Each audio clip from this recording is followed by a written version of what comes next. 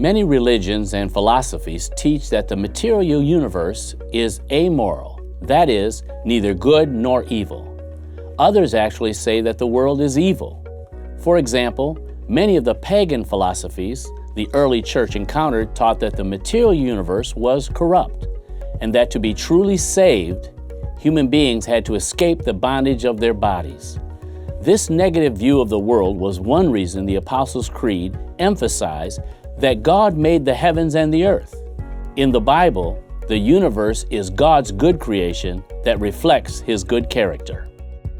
In Genesis chapter 1, we are reminded of the goodness of creation in verses 4, 10, 12, 18, 21, 25, and 31, 7 times in all.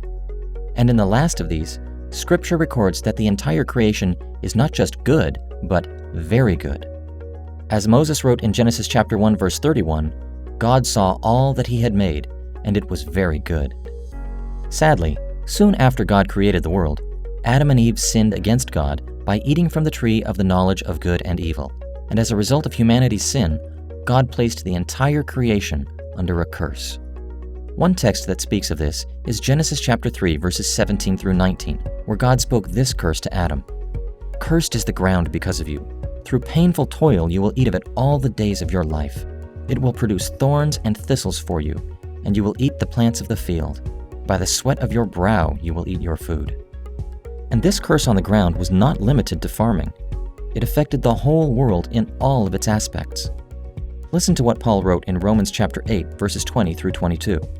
"For the creation was subjected to frustration, in hope that the creation itself will be liberated from its bondage to decay.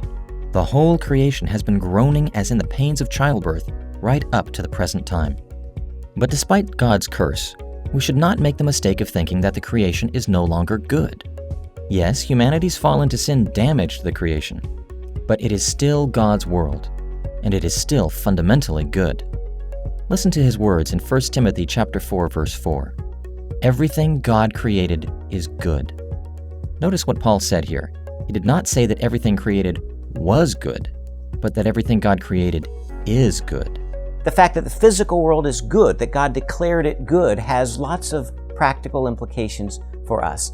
For one thing, we need to protect the environment. We are stewards over this creation. For another thing, ultimately, God is going to preserve this creation. He's going to recreate.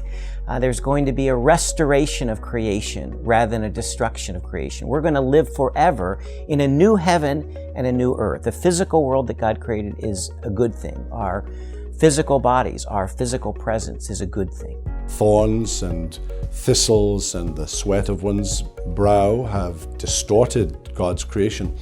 But as Christians, we have begun the process, or God has begun the process within us of recreating us. We are a new creation in Jesus Christ. And as the hymn writer says, as Christians, we see something that Christless eyes have never seen. We begin to see creation as God's handiwork.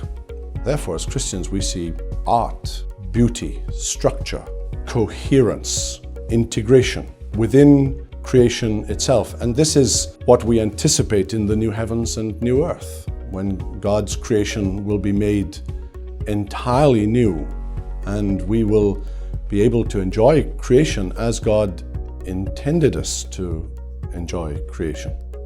So, whether we are talking about marriage or food, or any other thing created by God, we can be confident that it's good because the Father that created it is good.